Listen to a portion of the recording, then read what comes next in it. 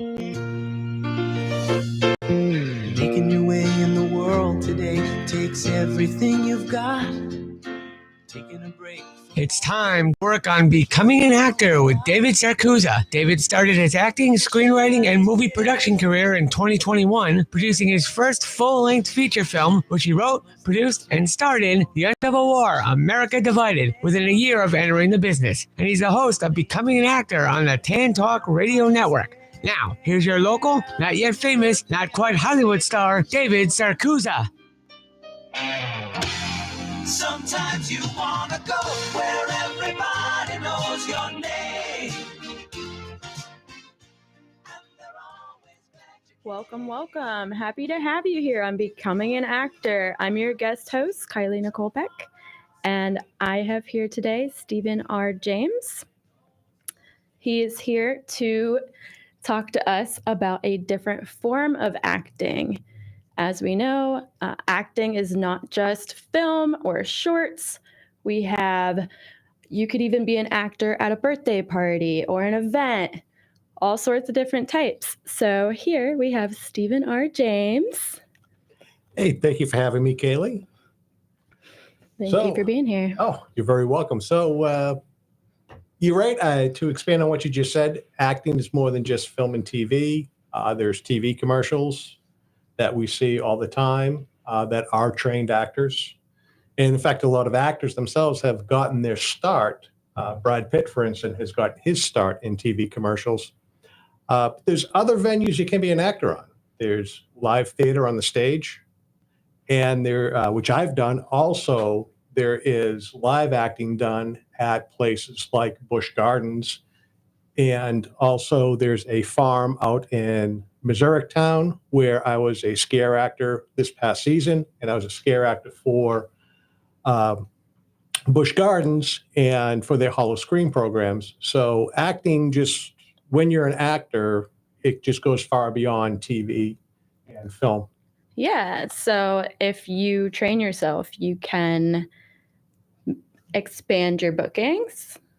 Absolutely. When we say train ourselves, we want to make sure that we're working with either acting coaches consistently, because we always constantly want to grow and become better, or a better version of our acting self.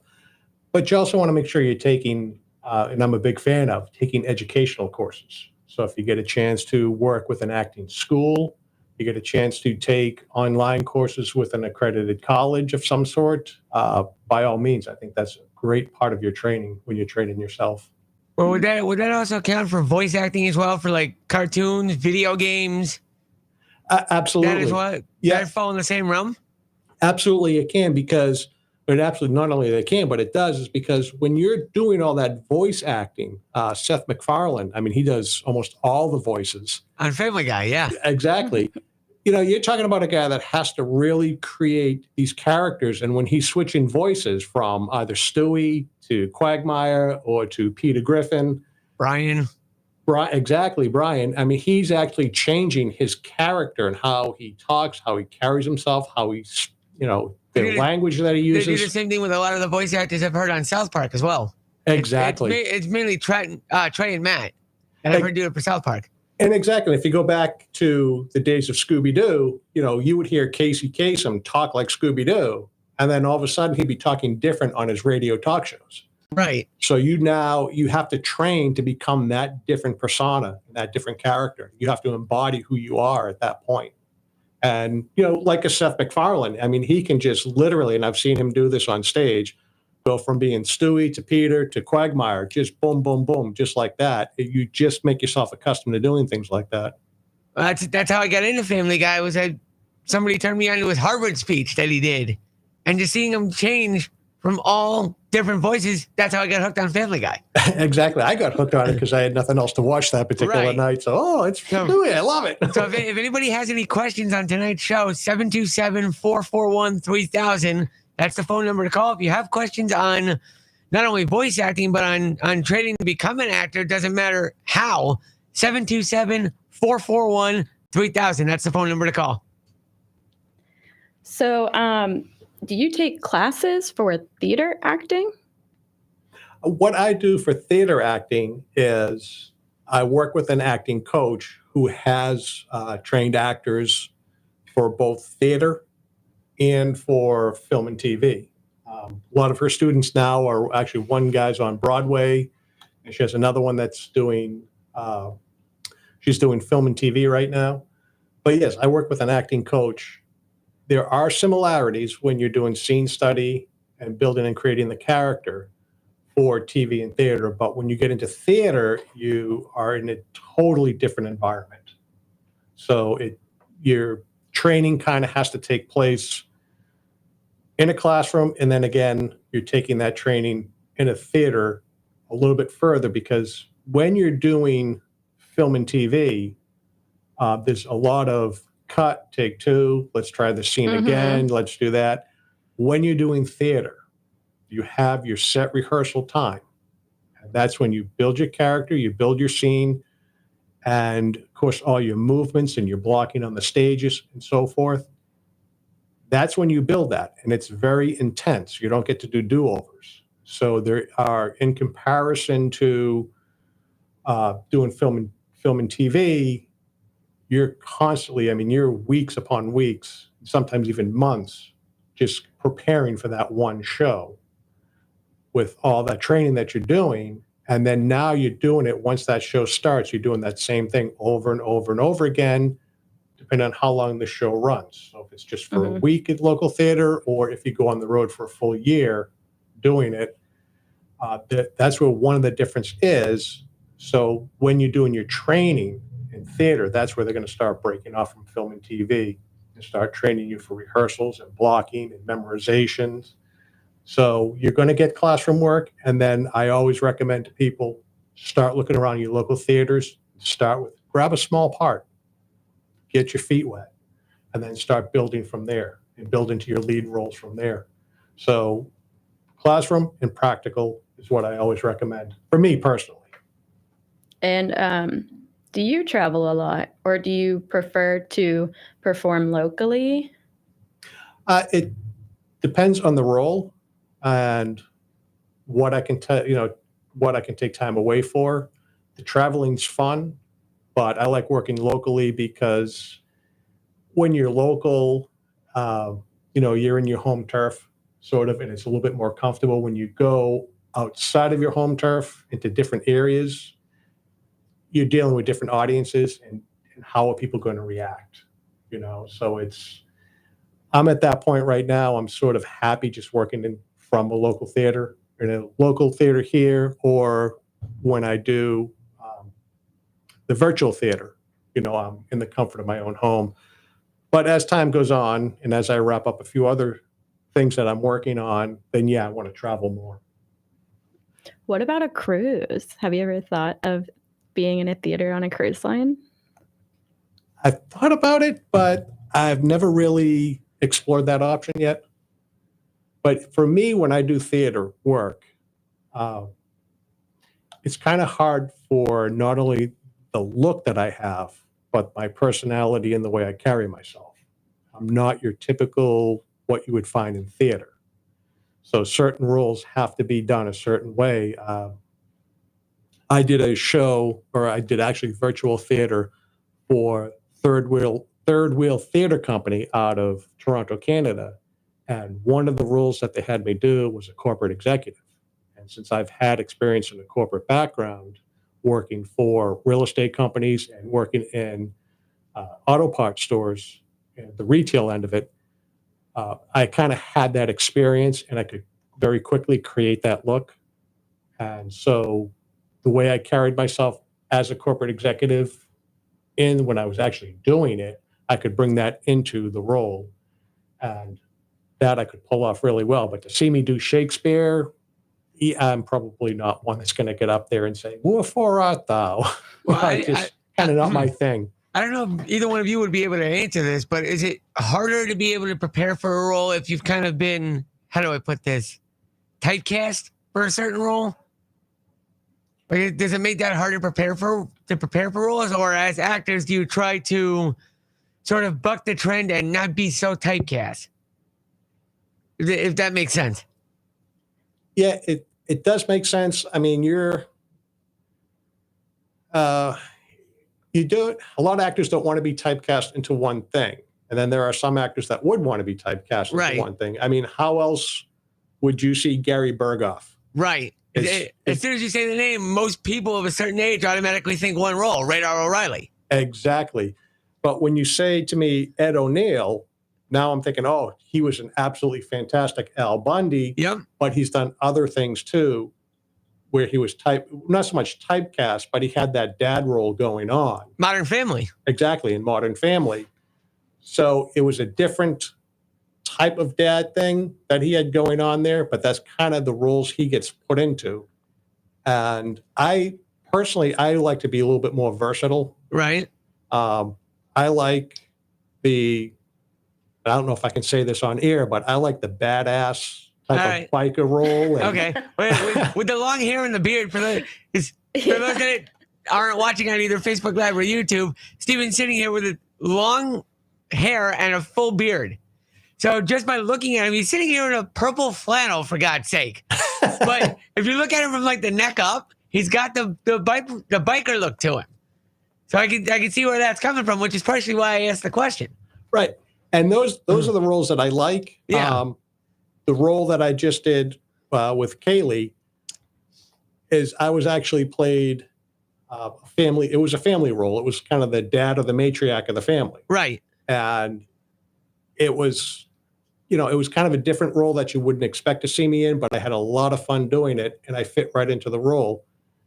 A lot of people from like Actors Access or Backstage.com, they're trying to typecast me as the stoner hippie type, and I just steer away from those really quick. Right. I just did a role back in the spring with a director named Dean Danini, and we filmed out here on the American Victory ship, and he had me cast as a 1970s film producer. Okay. So with my look, I can be kind of more of a versatile role than just one set typecast. We can do the cowboy roles with my look. We can do the bikers. We can do the outlaw gangs. And then we can do sort of like the artist, and not so much the hippie, but the artist or the family dad type look when I wear my hair a certain way. Well, again, this is a question for both of you. How far are certain actors willing to go to say, like, yes, I'll happily do this, but no, this role is like too extreme for me. It's too much of a change up for either my look or my personality. Like, will certain actors do that, or? Yeah, I mean, I always try to be diverse. I try to pick up all different types of roles. And when you say typecast, I was just given a comment that I should be a police officer, and like that should be my typecast. But I have been multiple roles where I try to mix up the look. So like I can spray my hair dark, for example, or any color, or just be blonde or wear it up, just be a different look, maybe bring an accent. So you don't have to always bring the character to life in one way. And the only reason I bring that up is because one of my old jobs, I used to work with somebody who does professional voiceover work. He does it for like TV stations, video games. And he's said, because usually they have him typecast because of his voice as sort of the bad guy in a lot of roles. And he's like, no, I don't want to do that anymore. I have other voices I could do, but a lot of people have told him, no, we're just going to have you stick with the bad guy role. That's why I brought something like that up. Like, will certain actors specifically say no for a role because of that? Or is that kind of like considered a bad look amongst the acting community? My experience has always been, the actor will choose what works for them. It's if they want to be typecast and there's absolutely nothing wrong with being typecasted. Every actor's on their own journey and they're doing their own thing. So if a typecasting happens to work for that particular person and that's all they want to do and they're getting the work and they're happy, go for it, do it. Me personally, I like to have a little bit of versatility in what I do. So to me, it expands not only my abilities to act, but it, increases my range. And that's what I kind of like about it. I think Kaylee pretty much said the same thing when it comes to her acting. So again, it's up to the individual actor. I spoke with a woman over this past weekend who has a retreat up in Weeki Wachee that it's the manatee retreat up there. And she was talking with me about wanting to get into acting, but she wants to do all improv acting because just the way she carries herself and the way her personality is, for her to come out and do something that's scripted just wouldn't work for her. She's a very spontaneous person. So she's already identified that she wants to be, nothing but improv. And that's perfect for what she wants to do. And if that's where that's where she identifies, take the ball and run with it. Yeah, and definitely, I've seen this happen with actors and actresses on multiple occasions. They see a script and they just get scared. Like they want it and they want it badly. And then when it comes down to, the day before filming or the day of filming, they just don't show up or they back out, And the thing about film acting, which you touched on, is it's always nice to ask for the shot list or use, I can't think right now. There's resources that are given out where, you don't have to be so scared because you could see what lines are filming that day and how many angles you can look at who's talking. And normally who's talking is at least like 3 angles. So it could take 3-4 hours to just get so many lines filmed versus in theater where, that's the whole play for an hour, 2 hours all the way through. So it's not as scary as you think. No, and I think one of the things that I like about doing live theater is I get the feedback from the audience. We know what's going on. There's a certain energy that goes on. But I've written my own play that actually Kaylee was in, and there were some jokes in there that I was like, okay, are these jokes going to go over really well, or are they going to bomb? So when I'm on there on the stage acting, I kind of have an ear out to the audience as what's going on with the audience. And, I get instant feedback. When you're doing film, that you don't have that energy from the audience, but you have the energy from your cast. So you can at least bounce ideas off the cast and see if things are going to work and so forth there. But a lot of people like film and TV better for that particular reason, that there's no live audience there. It's a lot more forgiving.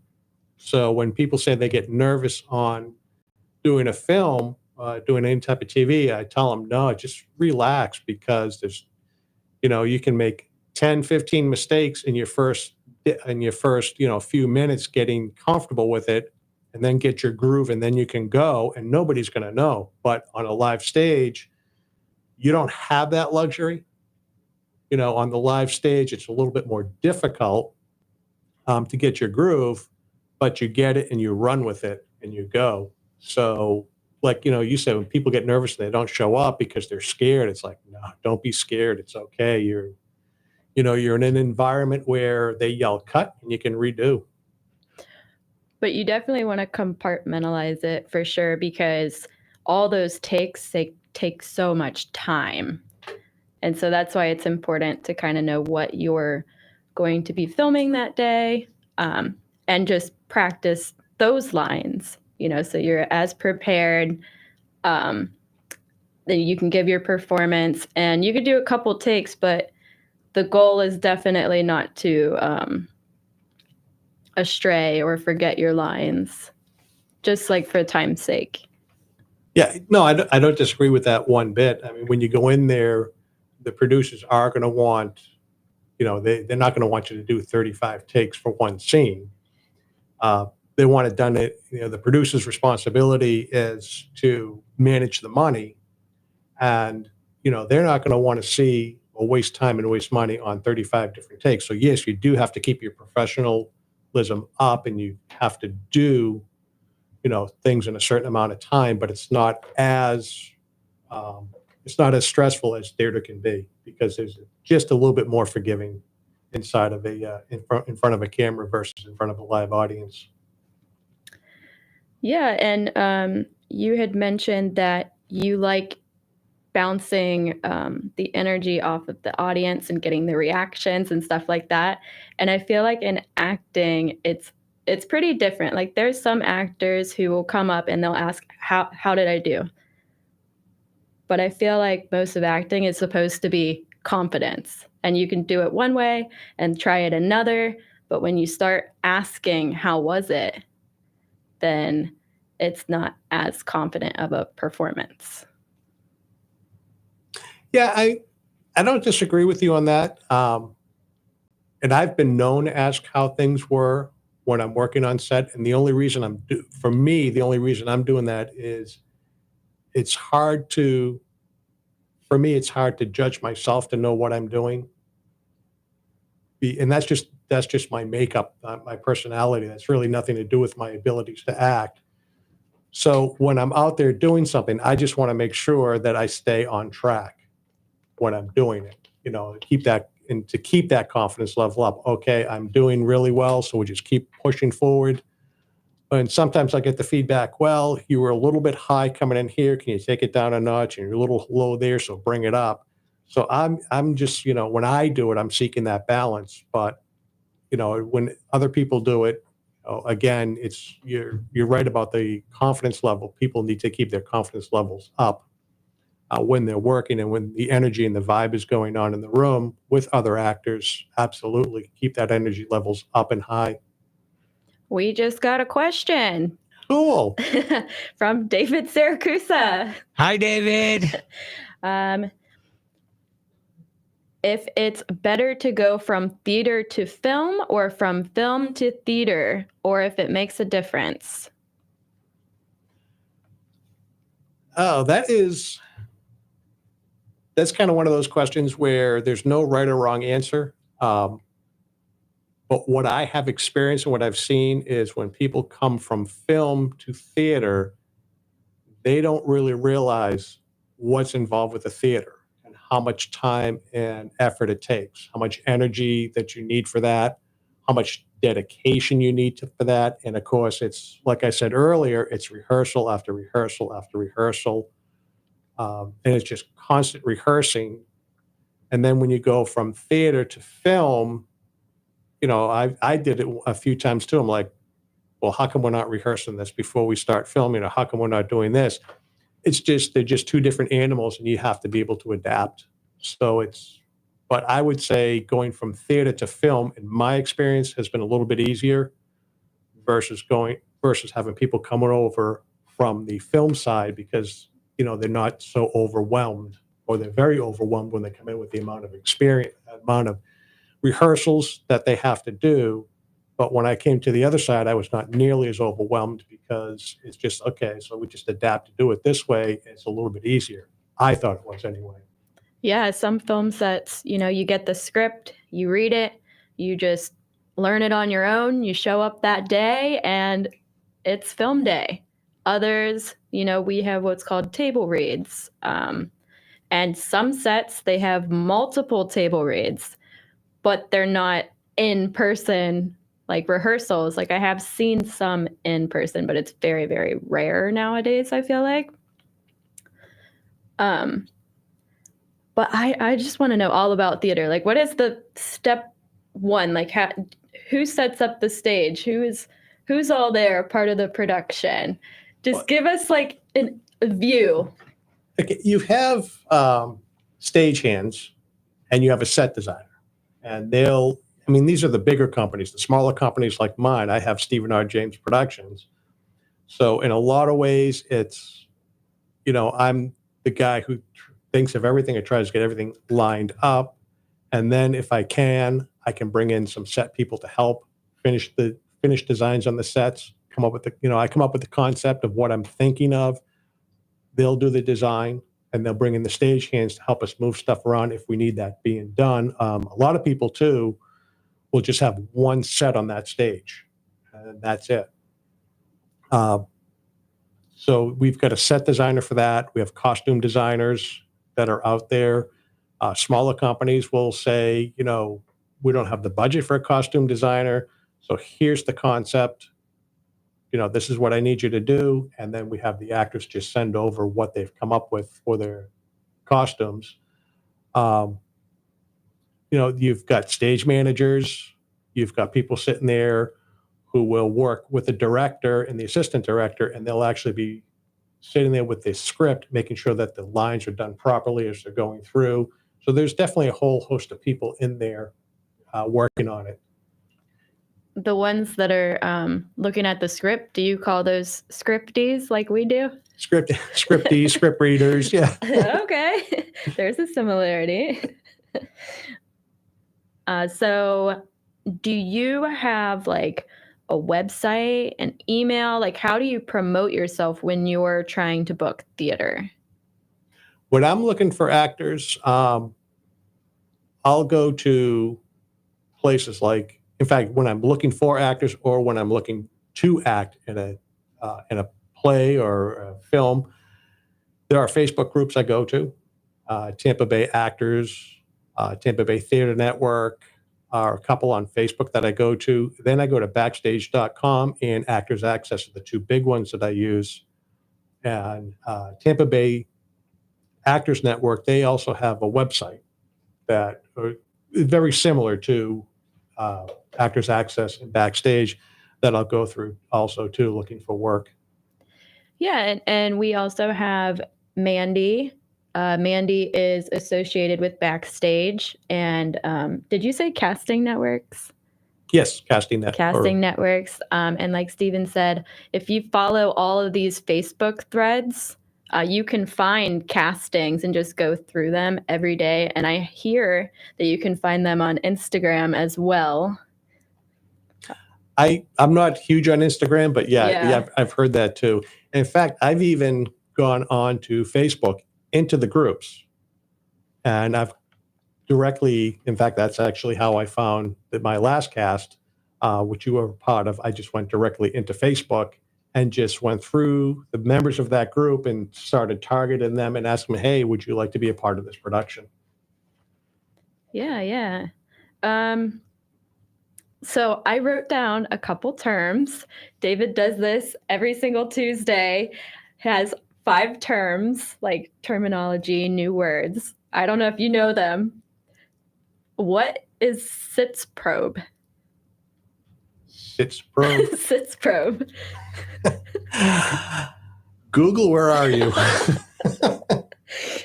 Yeah, these were all online. Sits probe, proscenium, wings, and what's a swing? What's a swing? I probably haven't had to use them in anything that I've done lately, so I haven't come across them. The one that I've come across quite a bit lately is, and I hope I'm pronouncing it correctly, verisimilitude. Verisimilitude? Yes, and that is when our job as actors are to do a performance that people actually believe what you're doing. So you believe the story, or you believe that character's, that character went through this type of situation.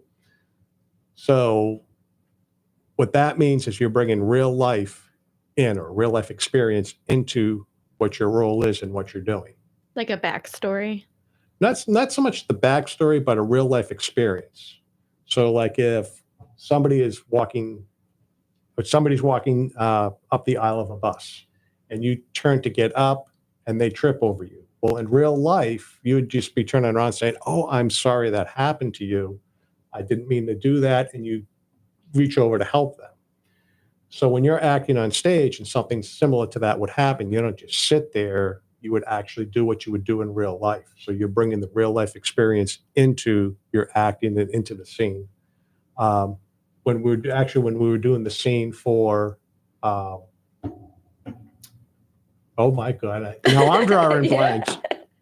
Oh, I'll Quit for You. That was the short story, the short film we just did together, where you poured the shot. Now, in real life, if someone pours me a shot, I'm going to I'm going to drink that shot right then and there. That's sort of what you do instead of just putting it onto the table. So you poured the shot, drank it, and it's like, oh, smooth, like that. You sort of got the little burn of the alcohol in there. So I just kind of brought that real world experience that you would have doing a shot right into that scene, so that people believe that wasn't coffee I took a shot of. That was Yeah, I was going to say that was there actually no real alcohol. that was in the making actually of that bourbon I short. took a shot of. So I made them believe that I was taking a shot of bourbon. Well, thank you for bringing your character to life. All right. Verisimilitude. I believe that's how it's pronounced. It kind of reminds me of some background work where, so say you're a nurse, or depending on what you are, Mm-hmm. you do things that person would do in real life, but you're in the background. So you pantomime, or you can still do actions. You don't have to kind of say, oh, I'm just background, I'm just going to be blurred out. So it's still acting. Absolutely. Do you think that could be like an example? It could be, yeah. You're bringing in what would a nurse in the background be doing in real life, and then you just bring that into the scene. Yes, absolutely. I would agree with that. I'm sure there's people out there that would have a different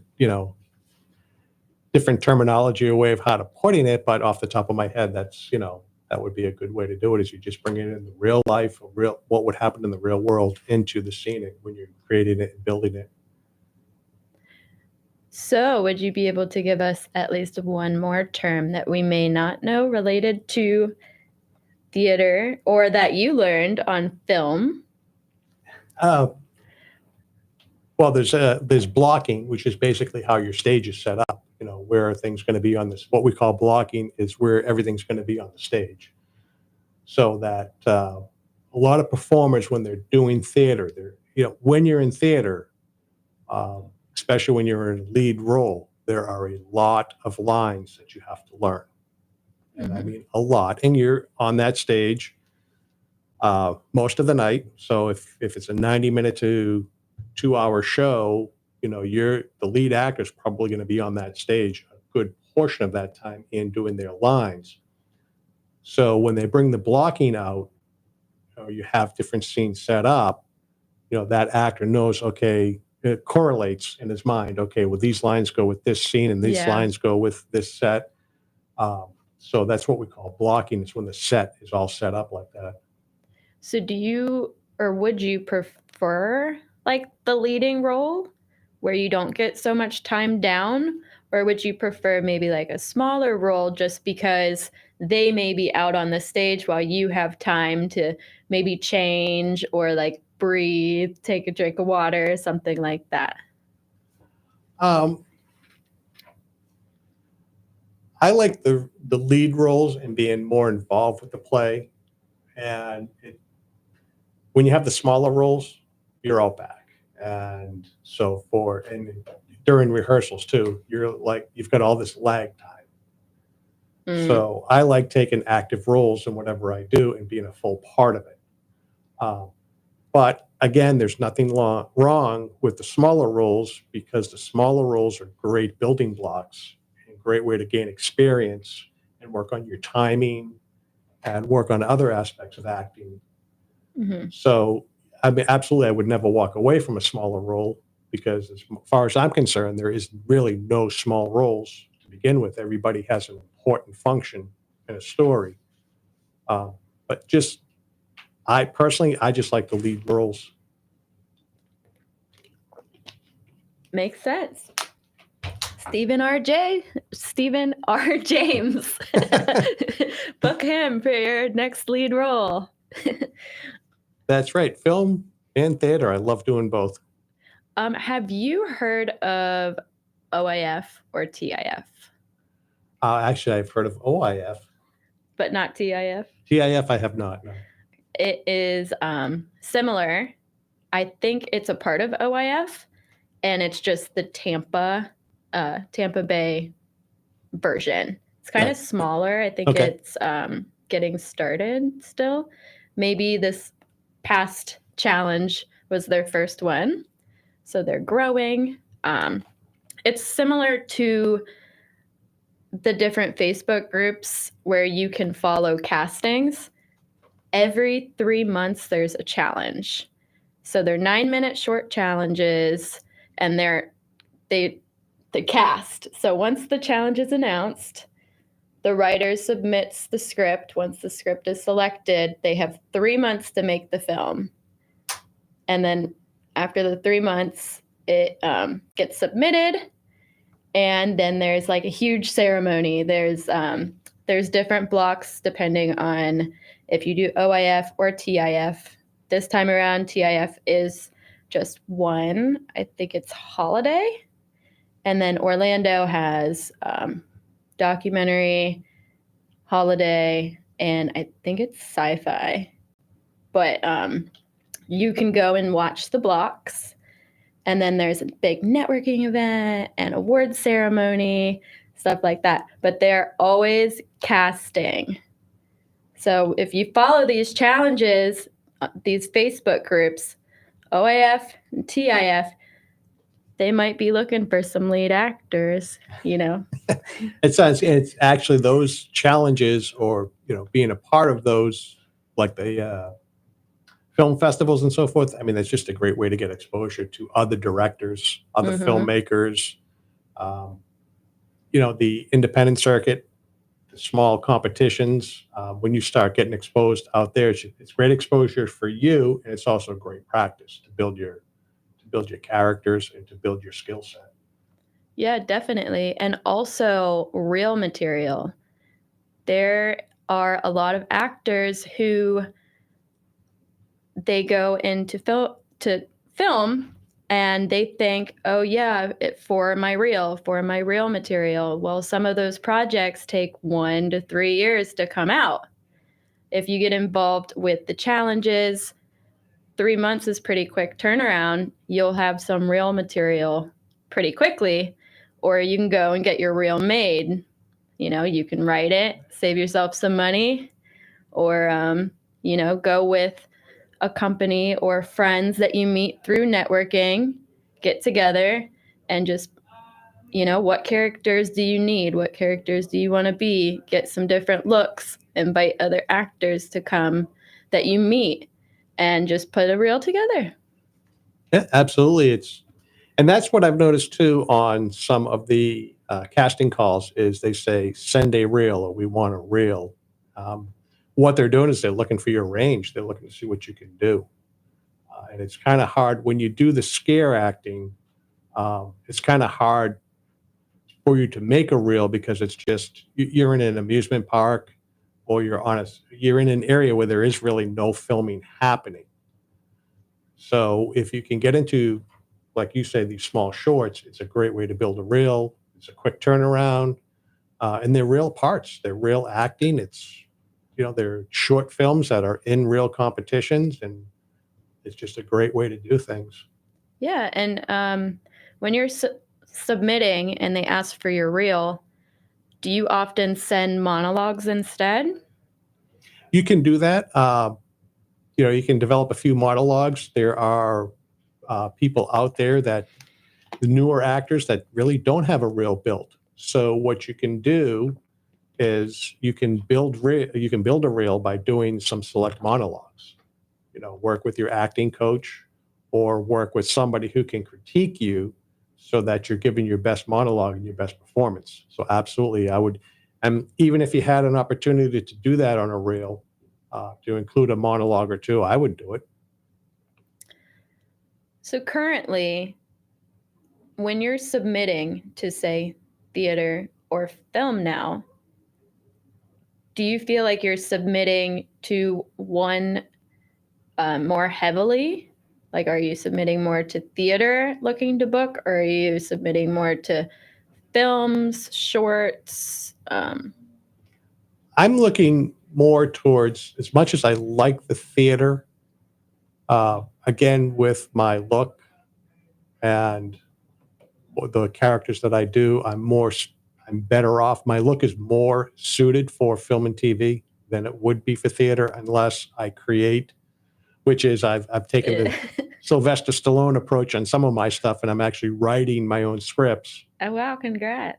And actually, well, Yeah. the You did a the really play, good job on the. thank you. The play that you're in, I wrote that whole thing myself. So I look more for film because that's probably where my look is going to fit better. But I don't rule anything out. I've done plenty of virtual theater. When we had the pandemic and the lockdowns happened, a lot of people just sat on the sidelines, but there were those people out there that let technology do the work, and we still kept acting and we still kept moving forward. So I was quick to jump onto that bandwagon so I could keep the skill set up. Yeah, I was going to say, I feel like I've met so many individuals who started acting like right when the pandemic hit. We started doing self-tapes, and then that kind of introduced, well, you can do multiple takes and you can, edit it, like crop it, put your slate in, do a little transition right there. I think we really thrived. Yeah, absolutely. I think it brought a whole new dynamic and dimension to what we do. And, when I think for the actors out there that took advantage, when the hard times hit or diversity hits, the real professional actors were the ones that were jumping on board and keeping themselves going. And not to say that others who didn't take advantage of the situation weren't professional. They are, but it's just there's a certain level that you were willing to step it up to when that pandemic hit, and those are the ones that was really just a really challenging time, and we found solutions, and it was a lot of fun doing that work. I can't imagine driving to every single audition and multiple in one day. I've done a few live auditions since the pandemic, and when you do a live audition, you could be sitting there all day.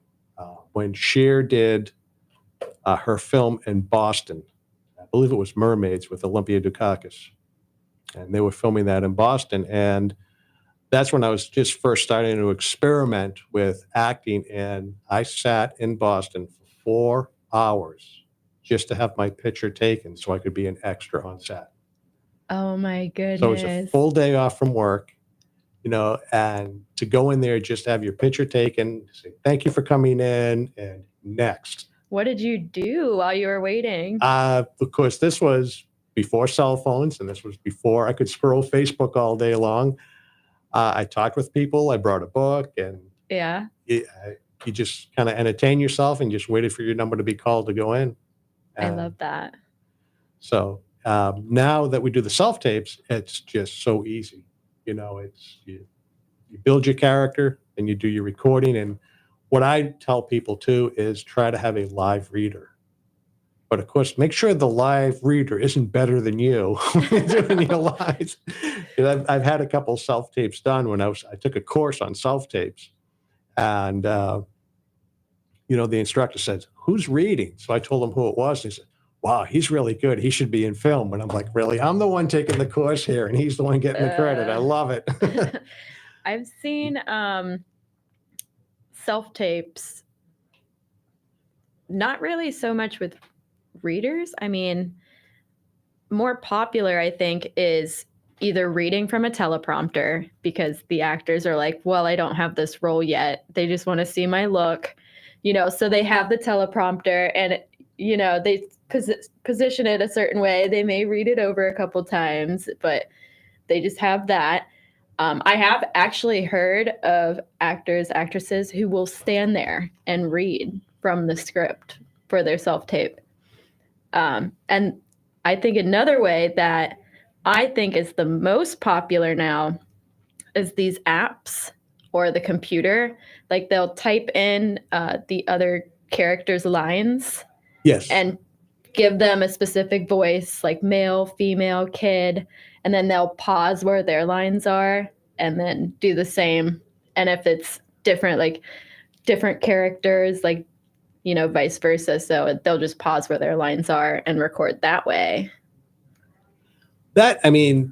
that's a good way to do it if you don't have a live person to work with you. I just like having that live person there just because you're getting that, I just like Yeah. live, you get that energy. It's not very two-dimensional. It's very I can real feel time. that. Yeah. So that is why I do it. Personally, I don't know if people have gotten acting jobs from reading off the teleprompter or if they've gotten acting jobs from reading the script. But that's not, this class I took, that was not recommended. Know your Yeah. lines and act out the role because that's what they're looking for. They're looking for your look. And then, of course, they're looking for your acting skills. Treat it as if you were going on a live audition. Yeah. So when you're doing it, you wouldn't read from your script at a live audition. You would have your lines down. You would have your character developed. That's what you want to do.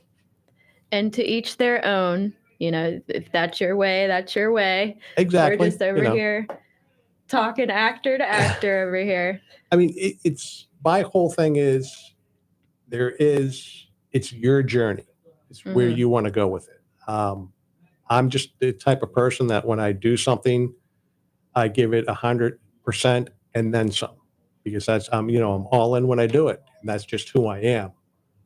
There are others that they're a little bit more lackadaisical when they do it, but they're matching their journey to themselves and their personality, and that's perfectly fine to do that. You just be who you are. So after all these years, you still haven't got burnout.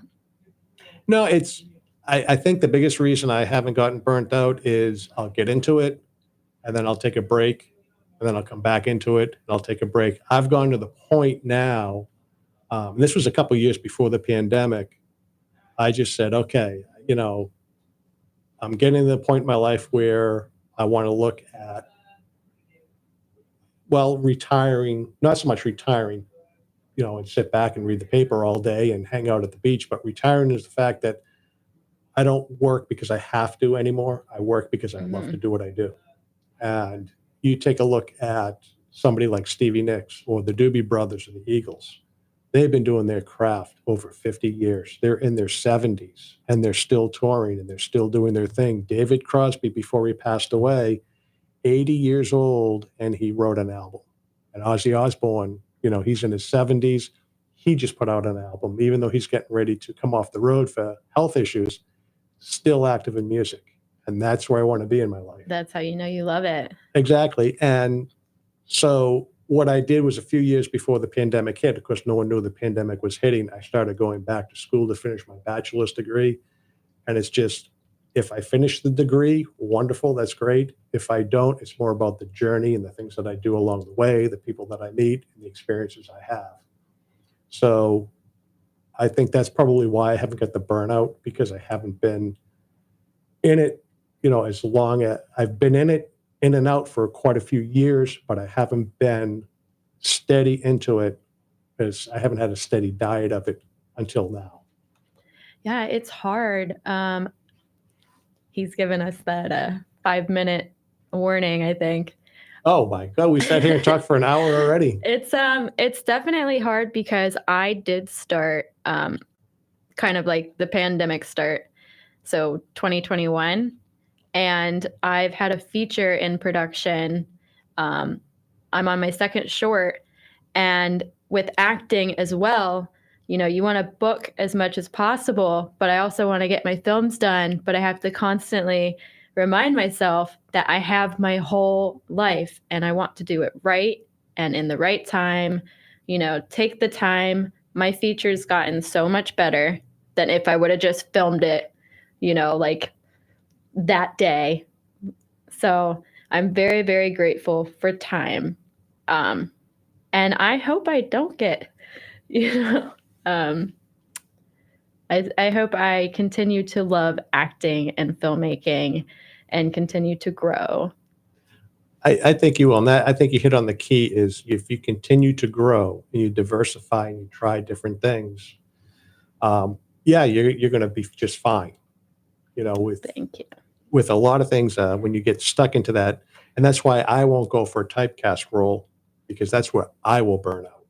And that's when then I'll leave acting, because it's just one thing over and over, and I can't be that repetitive. I've got to have that diversity. So that really works well. David would hate if I didn't touch on this. Get on set. Get on set. Do you plan on getting on set this week, next week? Anything upcoming? At the moment, I'm working. Actually, at the moment, I'm working on right now is the play that we just did. Okay, it's called, if I can promote myself a little. Yes, of course. A Soul's Final Journey. We did the play at the studio at 620 in St. Pete. We did that back late summer, early fall. And what I'm doing now is I'm actually expanding on that story and creating a full-length novel. And I'm going to include a screenplay. I'm so excited. It was so good. So it's so that's what I'm working on right now. It's just, sitting as much as I can, getting as much typed out as I can. It takes a while, and you got to be very tenacious with it, but it'll get done.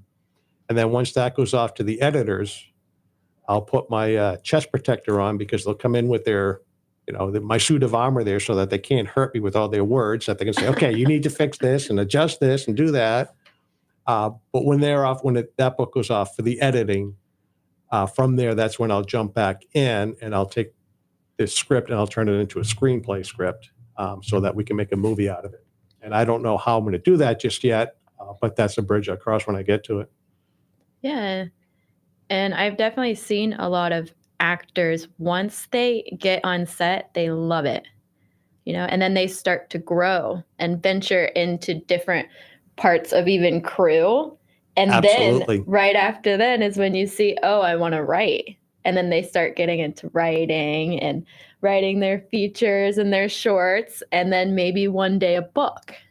That's Exactly. awesome. Congrats. Thank you. And it's kind of like, it gets frustrating, when you're out there, you do 100 self tapes or 100 auditions to maybe get 2 or 3 roles. So it's really, you've really got to work at it.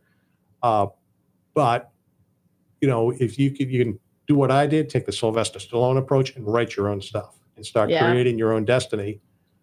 It's an open field to do what you want with it and allow you to be your true self. That is true. And definitely to end this, is it a podcast type radio show? Don't give up, like Stephen R. James over here was saying, if you may have one booking from 100 auditions, just don't give up. Keep trying. You may not be meant for that role, but someone else is. Just let, the universe happen and keep booking. Yeah. And one important thing, if I have a second to do it, if you don't get a role, or you're doing 100 auditions and you're only getting 1 or 2 roles, you're not a bad actor. What the casting directors are trying to do is they're trying to fit a person to a role, and they're going to do a wide spread of it. So keep on doing it. It doesn't mean you're bad. It just means you didn't fit that one role, and you'll find your place.